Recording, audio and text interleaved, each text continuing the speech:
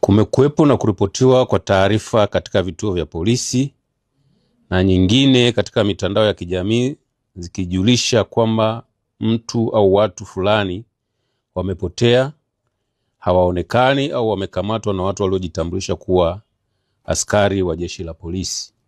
Katika matukio ambayo yameripotiwa katika vituo vya polisi na uchunguzi wa kina kufanyika na walioripotiwa kupotea kupatikana wakiwa hai na wengine wakiwa wamekufa, hadi sasa ushahidi kwa baadhi ya matukio yameonyesha sababu zake ni kujiteka, wivu wa mapenzi, imani za kishirikina, kugombea mali, kulipiza kisasi, kwenda nchi nyingine kujifunza misimamo mikali na kukimbia mkono wa sheria baada ya kufanya uhalifu.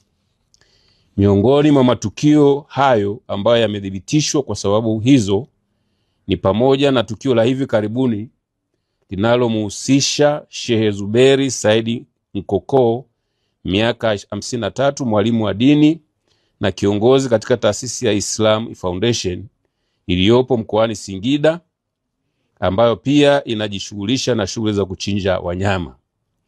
Katika tukio hilo, kupitia vyombo mbalimbali vya habari ikiwemo mitandao ya kijamii, kulisambaa taarifa za kutekwa kwa shehe huyo na watu waliowataja au waliotajwa kuwa ni askari wa jeshi la polisi tarehe 2 mwezi wa 6 2025 saa 5 usiku, akiwa na kiasi cha fedha taslimu shilingi za Kitanzania milioni 42. Taarifa ya kupotea kwake pia iliripotiwa polisi. Baada ya uchunguzi, ilibainika kuwa Sheikh Zuberi Said Nkoko hakuwa ametekwa, bali alitengeneza tukio la uongo la kutekwa ili kukimbia madeni aliyokuwa akidaiwa na watu mbalimbali. Majina yao yamehifadhiwa kwa sababu za kiuchunguzi, yenye jumla ya shilingi za Kitanzania milioni 521 na laki 5. Sheikh Zuberi atafikishwa mahakamani baada ya taratibu za kisheria kukamilika. Kuna matukio ya watu 7 ambao waliripotiwa polisi Singida kuwa walipotea au walitekwa. Uchunguzi ulibaini tarehe 8 mwezi wa 8 2024 uchunguzi tarehe 8 mwezi wa 8 2024 ulibaini katika kijiji cha Chalunyangu, kata ya Makuro, tarafa Mtinko, wilaya ya Singida, mkoa wa Singida. Watu hao ambao ni Samweja Sifaeli Saidi, miaka 22, na wenzake 7 waliuawa kwa kukatwa sehemu mbalimbali za miili yao, kisha kunyufulewa au kutolewa baadhi ya viungo vya miili yao na kufukiwa kwenye mashimo tofauti tofauti na waganga wa kienyeji waliofahamika kwa majina ya Saidi Haji Msanga, miaka 24, mkazi wa kijiji cha Migungu, pamoja na Kamba Kasubi, miaka 34, wakishirikiana na wenzao 12. Aidha, baada ya ufuatiliaji ilibainika miili mingine 3 iliyofukiwa wilaya ya Chemba mkoani Dodoma na kufikisha jumla ya watu 10 waliouawa na watu hao. Kabla kubainika miili yao, taarifa zilisambaa kuwa watu hao walikuwa wametekwa na watu wasiojulikana. Watuhumiwa 13 walikamatwa, kesi iko mahakamani.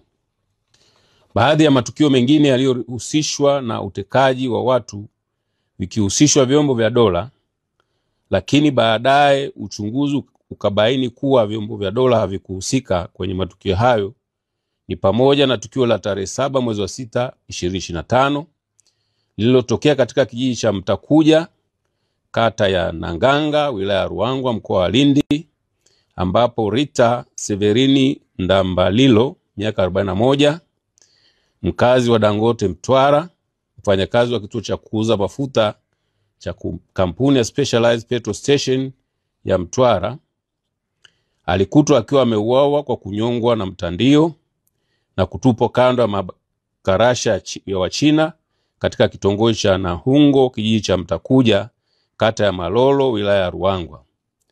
Upelelezi ulibaini kuwa mtu huyo aliuawa na Juma Salum Njenje miaka 49, aliyekuwa akimtumia kama dereva wake wa bodaboda, baada ya mtu huyo kumuona Rita akiwa amebeba fedha kwenye mkoba wake. Kabla ya mwili wake kupatikana, taarifa zilisambaa kuwa alikuwa ametekwa na watu wasiojulikana. Watuhumiwa wawili wamekamatwa na wamefikishwa mahakamani na kesi iko mahakamani. Tukio lingine linamhusu Regina Rajabu Chaula, miaka 62, aliyekuwa na makazi huko Bahari Beach, Kinondoni, Dar es Salaam na nchini Denmark, aliyedaiwa kuoa na Fred Rajabu Chaula na Bashiri Richard Chaula, kisha mwili wake kutumbukizwa kwenye shimo la majitaka.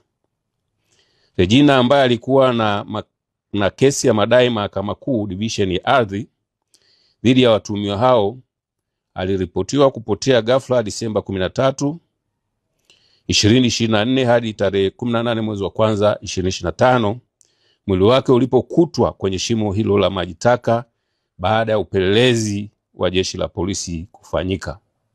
Watuhumiwa hao walikamatwa na kufikishwa mahakamani. Pia tarehe 11 mwezi wa 11 2024, litokea tukio lililomhusu Bwana Deogratias Tarimo, mkazi wa Kibaha, mkoa wa Pwani, ambaye alionekana kwenye picha mjongeo au jongefu akipambana na watu waliotaka kumteka, ambao hata hivyo walishindwa kutekeleza adhima yao hiyo. Taarifa zilizosambazwa kwenye mitandao ya kijamii kuhusiana na tukio hilo zilisema kuwa waliokuwa wanatekeleza uhalifu huo ni askari polisi. Uchunguzi ulibaini kuwa waliohusika sio askari polisi na chanzo cha tukio hilo ni wivu wa mapenzi. Watuhumiwa 6 walikamatwa na kufikishwa mahakamani. Aidha, tarehe 24 mwezi wa 8 2024, katika kijiji cha Haiderere, kata ya Haiderere, tarafa Haidom, wilaya ya Mbulu, mkoa wa Manyara, Saulo Samuel Baloho, miaka 44, mkazi wa Haiderere, alitoa taarifa ya uongo kwa kutumia simu ya mkononi kuwa ametekwa tangu tarehe 22 mwezi wa 8 2024 na watu wasiojulikana na kumpeleka Karatu, mkoa wa Arusha, kwa lengo la kumtoa figo.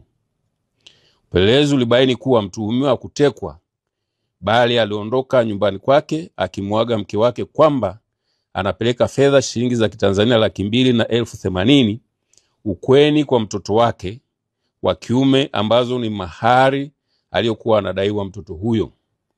Uchunguzi ulibaini mtuhumiwa alizitumia fedha hizo, na ili kuficha aibu akaamua kuzusha kwamba ametekwa.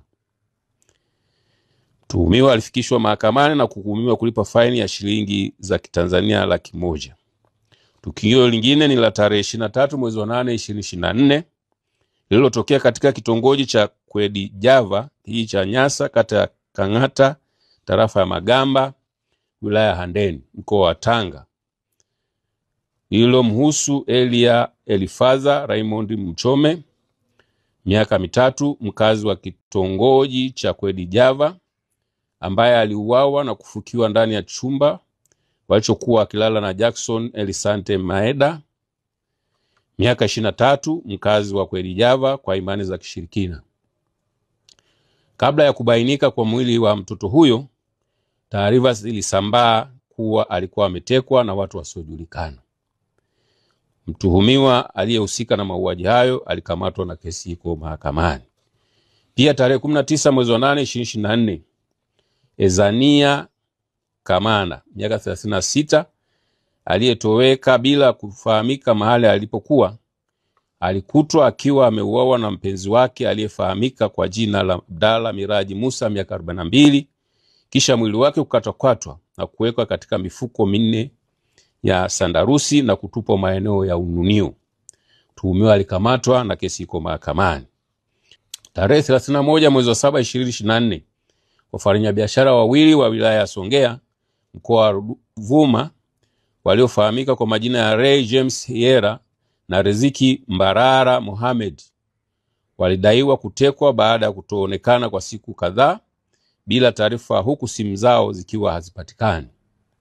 Upelelezi ulibaini kuwa watu hao waliuawa na mganga wa kienyeji aliyefahamika kwa jina la Mtila Msua Ausi, miaka 29, mkazi wa Lugunga, wilaya ya Tunduru, katika pori la Mdingula, uwanja wa ndege, kwa kuanywesha sumu na yeye kuchukua pesa kiasi cha shilingi za Kitanzania milioni 15 ambazo marehemu alibeba na kwenda nazo kwa mganga huyo ili ziombewe dua. Watuhumiwa 3 walikamatwa, kesi iko mahakamani.